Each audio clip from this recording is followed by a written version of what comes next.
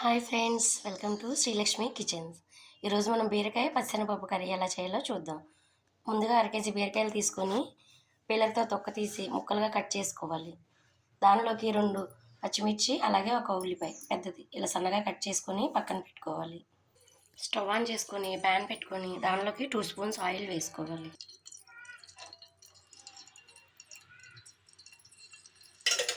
Oil heat ఎక్కాక పోపులు వేసుకుందాం.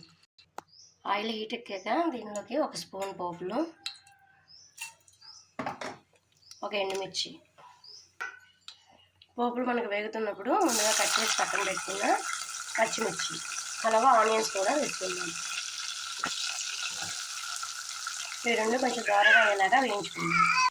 దీనిలోకి చిన్న సైజు అల్లం ముక్క అలాగే ఒక చిన్న వెల్లుల్లిపాయ ఈ 2 పేస్ట్ చేసి పక్కన పెట్టుకుందాం. మనకు పోపు ఈ విధంగా వేగుతున్నప్పుడు దీనిలోకి మనం ముందుగా దంచి పక్కన పెట్టుకున్న అల్లం వెల్లుల్లిపాయ వేసుకొని తీసుకుందాం. అల్లం వెల్లుల్లిపాయ కూడా చక్కగా వేగిపోయింది నూనెలో. ఇప్పుడు మనం దీనిలోకి ముందుగా కట్ చేసి పక్కన పెట్టుకున్న బీరకాయ ముక్కలను వేసుకుందాం.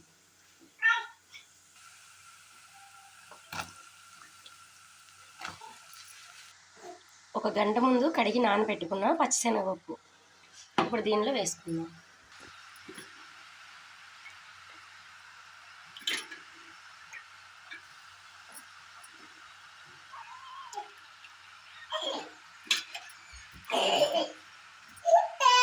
ఇందులో ఒక పావు స్పూన్ పసుపు, రుచికి సరిపడా ఉప్పు,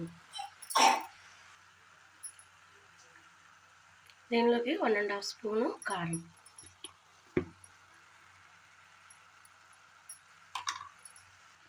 ఇదంతా కలిసేలాగా చక్కగా కలిపేసుకోవాలి. ఈ విధంగా కలిపేసుకొని దీని మీద మూత పెట్టుకుందాం. దీనిలో ఉన్న వాటర్తో కొంచెం ఉడుకుతుంది, ఆ తర్వాత కొంచెం వాటర్ యాడ్ చేసుకుందాం.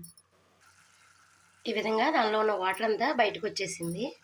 ఇది మనం కలుపుకుంటూ దీన్ని ఉడికించేసుకోవడం. ఆల్మోస్ట్ ఉడికిపో వచ్చింది. ఒక 10 మినిట్స్, ఒక 5 మినిట్స్ అయితే కంప్లీట్ అయిపోతుంది.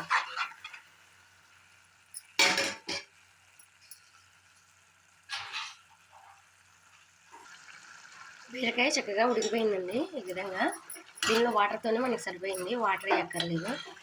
దీనిలో వాటర్తో చక్కగా దీన్ని సర్వింగ్ బౌల్లోకి తీసుకుందాం. అంతే అండి, బీరకాయ శనగపప్పు కర్రీ రెడీ అయిపోయింది. దీనిలో ఫైనల్గా పుదీనా వేసుకొని దీన్ని సర్వ్ చేసుకుంటే చాలా రుచిగా ఉంటుంది. ఈ కర్రీ కానీ మీకు నచ్చినట్లయితే మా ఛానల్ని సబ్స్క్రైబ్ చేయండి, ఈ వీడియోకు లైక్ చేయండి. Thank you to all.